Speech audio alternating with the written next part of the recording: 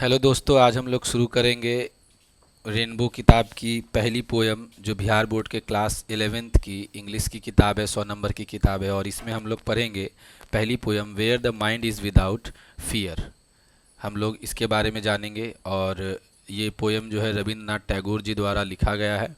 और यह पोयम एक प्रेयर है, एक प्रकार की प्रार्थना है।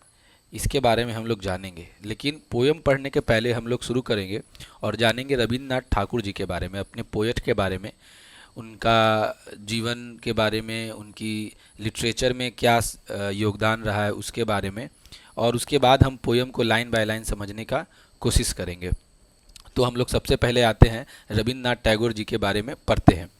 तो इनका जन्म, रविंद्रनाथ टैगोर जी का जन्म जो है 1861 में हुआ है और इनकी मृत्यु 1941 में हुई है। और इन्हें अपने समय का एक बहुत महान लेखक और पोएट दोनों ही माना जाता है। इन्होंने बहुत कुछ लिखा है, बंगाली में लिखा है क्योंकि वो बंगाल से ओरिजिनेटेड थे, नेटिव थे, उनकी नेटिव लैंग्वेज बंगाली थी, इसलिए उन्होंने सबसे पहले सब कुछ बंगाली में लिखा है। वो एक बंगाली पोएट रह चुके हैं। लेकिन उसके बाद उन्होंने बंगाली लैंग्वेज में लिखे गए अपनी सभी पोयम को रेंडर किया, यानी कि उसको समझकर और उसे अंग्रेज़ी भाषा में बदलने की कोशिश की, बिना उसके एसेंस, बिना उसके अर्थ को बदले हुए, मीनिंग को बिना बदले हुए, ताकि एक नए लैंग्वेज में उसी भाव को दर्शाया जा सके। वो एक उपन्यासकार भी थे, नॉवलिस्ट थे, एक एजुकेटर थे, एक टीचर थे, शिक्षक थे और साथ ही साथ नोबेल प्राइज़ विनर थे। साहित्य के लिए उन्हें 1913 में नोबेल प्राइज़ भी मिला था। टैगोर को 1915 में अंग्रेज़ों के द्वारा, ब्रिटिश हुकूमत के द्वारा नाइटहुड की उपाधि दी गई थी। एक पदवी होता है, एक पोस्ट होता है जो अंग्रेज़ों के द्वारा दी गई थी उन्हें। लेकिन 1919 में जालियांवाला बाग जो कांड हुआ, जालियांवाला बाग मैसेकर जो हुआ, कांड जो हुआ 1919 में, उसके बाद उसके विरोध में उन्होंने सरेंडर कर दिया इस उपाधि का। नाइटहुड की जो उपाधि उन्हें मिली उसे उन्होंने सरेंडर कर दिया 1919 में। और इनके साथ और भी कई लोगों ने अपनी उपाधि को सरेंडर किया, बहिष्कार कर दिया, एक अहिंसात्मक रूप से दर्शाना कि वो अंग्रेज़ों के खिलाफ हैं। तो उनके द्वारा दी गई पदवी को उन्होंने क्या किया, सरेंडर कर दिया। हम लोग जानते हैं जालियांवाला बाग में क्या हुआ। जनरल डायर थे, जनरल डायर ने जालियांवाला बाग में करीब 400 से ऊपर भारतीय लोगों को, जो एक बहुत ही शांतिपूर्ण प्रोटेस्ट कर रहे थे वहाँ पर, उन पर गोली चलवा दी थी। कई लोग, 400 से ऊपर लोग मारे गए थे उसमें। और एक बहुत ही दुखद घटना थी जिसके लिए पूरा देश आक्रोशित था। और रविंद्रनाथ टैगोर जी का उसमें यही योगदान रहा कि उन्होंने अपने एक पदवी को, जो अंग्रेज़ों द्वारा उन्हें दी गई थी, उसे उन्होंने सरेंडर कर दिया। जैसा कि हम लोग जानते हैं कि रविंद्रनाथ टैगोर भारत में ही नहीं और वेस्टर्न कल्चर में भी उन्हें बहुत रिस्पेक्ट मिलता है, क्योंकि उन्होंने बंगाली के साथ साथ अंग्रेजी लिटरेचर में और आर्ट में, फाइन आर्ट्स यानी पेंटिंग्स में बहुत ज़्यादा काम किया था। तो इस वजह से उनके साहित्य और कला की वजह से उन्हें दोनों जगह बहुत रेपुटेशन मिलता है। उन्होंने एक शांति निकेतन नाम का ओपन यूनिवर्सिटी यानी खुला विश्वविद्यालय का उन्होंने स्थापना किया था, जिसके लिए उन्हें जाना जाता है। और उसमें आर्ट और टेक्नोलॉजी, साइंस दोनों को मिलाकर उन्होंने एक नया टीचिंग एजुकेशन सिस्टम तैयार किया था, जहां आर्ट और साइंस एक दूसरे को एक साथ ग्रो करने में बच्चों को मदद करते हैं। वो एक सोशल रिफॉर्मर थे। आप इसमें लिख सकते हैं कि वो एक नेशन बिल्डर थे। आप आंसर बनाएंगे या समरी लिखेंगे तो उसमें ऐड कर सकते हैं कि वो एक नेशन बिल्डर थे। साथ ही साथ वह एक आर्टिस्ट थे। अपने जीवन के अंतिम कुछ दिनों में, बहुत बाद में, उन्होंने पेंटिंग करना शुरू की थी। बंगाल स्कूल के एक आर्टिस्ट रहे हैं वो।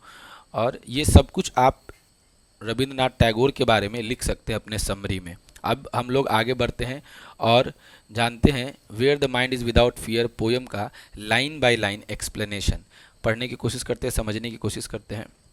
देखते हैं, जैसा टाइटल है पोयम का, where the mind is without fear.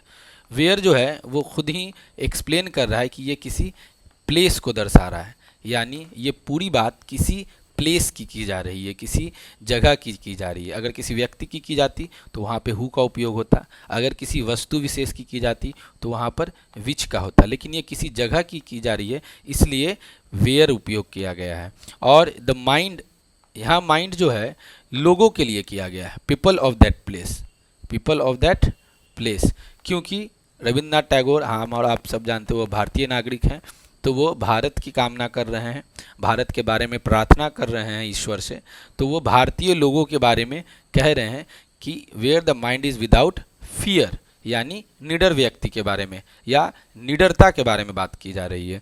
ये एक प्रकार का प्रेयर है, आप ये लिख लेंगे, नोट कर लेंगे। ये एक प्रकार का पैट्रियोटिक सॉन्ग है, एक देशभक्ति गीत है, ये भी आप नोट कर लेंगे। तीसरी चीज़ आप लिख लेंगे, ये पूरा पोयम एक कॉम्प्लेक्स सेंटेंस है। आप देख सकते हैं कि इस पूरे पोयम में केवल आपको एक अकेला फुल स्टॉप दिखेगा, जिससे ये पता चलता है कि ये केवल एक सेंटेंस है, लेकिन इसमें कई क्रियाएं हो रही हैं, इसलिए ये क्या है, एक कॉम्प्लेक्स सेंटेंस है।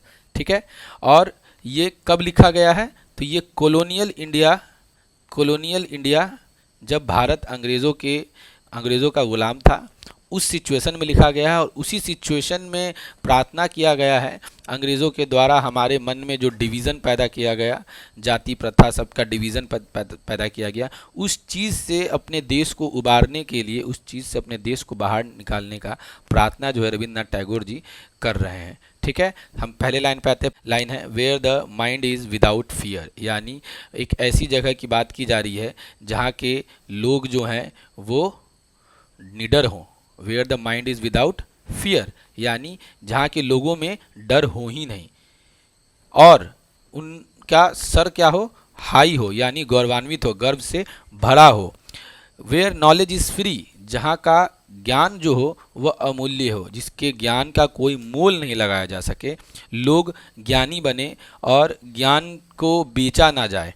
ठीक है, way the mind is without fear मतलब एक ऐसी जगह की कामना कर रहे हैं जहाँ के लोग निडर हों, गौरवान्वित हो, गर्व से रहें, और जहाँ ज्ञान जो है वो बहुत ज्ञान हो, जिस ज्ञान का कोई अंत ना हो, वो फ्री हो, वो बेचे जाने वाली वस्तु ना हो, और सबके लिए वो ज्ञान मुफ्त हो।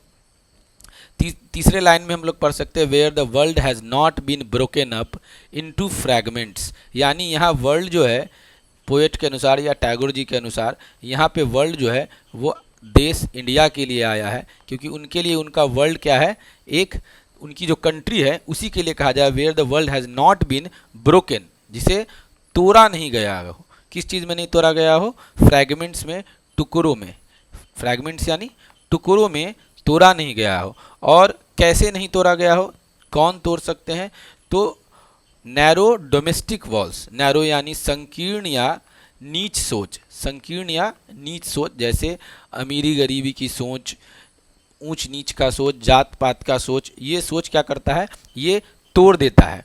तो ये टूटे नहीं, हमारा देश जो है वो टूटे नहीं। दूसरा चीज़ डोमेस्टिक वर्ड का इसलिए उपयोग किया गया है कि कोई बाहरी अगर हमें तोड़ने की कोशिश करेगा तो हम मिलकर लड़ लेंगे, लेकिन अगर अंदर से ही हमारे कंट्री के अंदर ही लोग अपने में लड़ने लग जाएंगे, ऊंच नीच जात पात इन सब चीज़ों में, तो आसानी से तोड़ा जा सकता है। तो वो कामना कर रहे हैं कि ऐसा ना हो, has not been broken up into fragments by narrow domestic walls. Next line में हम लोग देख सकते हैं where words come out from the depth of truth, यानी वर्ड्स कम आउट का मतलब यहाँ से लिया जा रहा है स्पीक से, यानी कि कहने की बात की जा रही है कि जहाँ के लोग जब भी मुंह खोलें या बोलें तो उनसे केवल सच्चाई निकले, वो झूठे ना हो, वो ऑनेस्ट हो, वो झूठे ना हो, वो ऑनेस्ट हो, और उनका जो भी सच्चाई हो वो किसी गहराई से आए, यानी एक गहराई में जाकर उस सच्चाई को बोला जाए। Where tireless striving stretches its arms towards perfection, tireless यानी बिना थके, टायरलेस यानी बिना थके, स्ट्राइविंग स्ट्रेचेज, स्ट्राइविंग यानी कंटिन्यूअस एफर्ट, यानी कि बिना रुके लगातार कोशिश करते रहें, जहाँ के लोग बिना रुके बिना थके लगातार कोशिश करते रहें, और वो कोशिश अपनी बाहें फैलाए रहे, किसके लिए, परफेक्शन के लिए, परिपूर्णता के लिए, परफेक्शन यानी परिपूर्णता के लिए, परिपूर्णता के लिए, पूरे तरीके से सटीक हो जाने के लिए बार बार काम को आप कर कर आप उस पर परफेक्शन पा सकते हैं, बार बार कोशिश करके आप उस पर परफेक्शन पा सकते हैं। और ये परफेक्शन किस चीज़ में वो यूज़ होगा, ये कंट्री के डेवलपमेंट में यूज़ होगा। ये किसी इंडिविजुअल के डेवलपमेंट की बात नहीं की जा रही है, क्योंकि ये एक पैट्रियोटिक सॉन्ग है, तो ये कंट्री के डेवलपमेंट की बात की जा रही है। Where the clear stream of reason has not lost its way, यहाँ पर स्ट्रीम यानी पानी के झरने की बात की जा रही है। यहाँ मेटाफरिकली यूज़ किया गया, मेटाफर का उपयोग किया गया है और बताया गया है कि जहाँ के लोगों का जो रीज़न देने की तर्क शक्ति जो हो वो बिल्कुल साफ हो, यानी सब कुछ उनके माइंड में इतना ज्ञान हो कि हर तर्क शक्ति में वो जीत सके, वो बता सके, किसी भी चीज़ के पीछे का कारण तर्क दे सके, और वो तर्क जो है वो अपना रास्ता ना भूले, नॉट लॉस्ट इट्स वे, वो अपना रास्ता ना भूले। और कहाँ रास्ता ना भूले, into the dreary desert sand of dead habit. Dreary का मतलब होता है डल या बोरिंग, और डेजर्ट खुद में ही एक निगेटिव इम्पैक्ट पैदा करती है कि मरुस्थल, एक रेगिस्तान जहाँ दूर दूर तक कुछ नहीं हो। ड्रेरी डेजर्ट यानी एक ऐसा डल, बिल्कुल भद्दा सा रेगिस्तान जहाँ आप गुम हो सकते हैं। उस तरीके से वहाँ गुम होना बहुत आसान है, कुछ है ही नहीं, दूर दूर तक तो आप गुम हो जाते हैं। तो यही कहा जा रहा है कि आपका रीज़न करने का, तर्क शक्ति की विद्या, ज्ञान जो है वो किसी एक ऐसे रेगिस्तान में गुम ना हो जाए, आप कहीं गुम ना हो जाए, आपका ज्ञान आपको हमेशा आगे ले जाए। और वो आगे ले जाने की बात वो सेकेंड लाइन में, इसके नेक्स्ट लाइन में कह रहे हैं कि where the mind is led, lead का दूसरा फॉर्म है यानी नेतृत्व करना, और नेतृत्व किसका किया जा रहा है, माइंड का। माइंड नेतृत्व नहीं कर रहा है, नेतृत्व किया जा रहा है माइंड का। किसके थ्रू, बाय दी जो है ओल्ड इंग्लिश का एक वर्ड है जिसका मतलब होता है यू। आप यहाँ पे चाहें तो डायरेक्ट यू भी पढ़ सकते हैं, यानी कि where the mind is led forward by you, यानी आप अपने दिमाग को कंट्रोल करें, उसका नेतृत्व करें, और अपने दिमाग को नेतृत्व करके कहाँ ले जाएं, into ever widening thought and action, एक ऐसी जगह जो अनंत हो। एवर वाइडनिंग यानी अनंत, फैलता रहे, जिसका कोई अंत ना हो। और एवर वाइडनिंग क्या हो, एवर वाइडनिंग थाउट हो, यानी आपके विचार हो, आपका ज्ञान हो और आपका कर्म हो, अच्छे कर्म और आपके ज्ञान का कोई अंत ना हो, वो आप बढ़ता ही चला जाएगा। और वो कब होगा, जब आप अपने दिमाग पर खुद ही कंट्रोल करेंगे।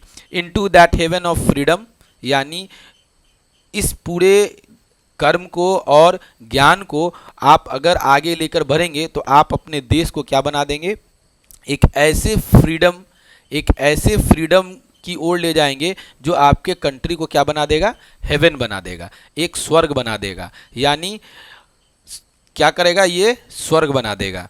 अब इसमें क्या कहा जा रहा है, वो प्रेयर जो है पता चल रहा है, वो ये लास्ट लाइन में ही पता चल रहा है कि my father let my country awake, यानी मेरे परम पिता परमेश्वर मेरे कंट्री को एक ऐसी सुबह दें जहाँ वो इस प्रकार का हो, जहाँ के लोग निडर हों, जहाँ के लोगों का सर गौरवान्वित हो, वहाँ का ज्ञान अमूल्य हो, लोग टुकड़ों में नहीं बटे हो एक संकीर्ण सोच से, और लोगों के मुंह से केवल सच्चाई निकले, वो ऑनेस्ट हों और सच्चाई गहरेपन से निकले, गहराई में जाकर निकले, और साथ ही साथ वो बिना थके अपने परफेक्शन के लिए काम करें, उनके तर्क शक्ति बहुत ही साफ सुथरी हो, और अपने माइंड को कंट्रोल करके अपने देश को एक ऐसे सफलता की ओर, एक ऐसे ग्रोथ की ओर, डेवलपमेंट की ओर ले जाए जो कंट्री को क्या बना दे, एक हेवन बना दे, एक स्वर्ग के जैसा बना दे।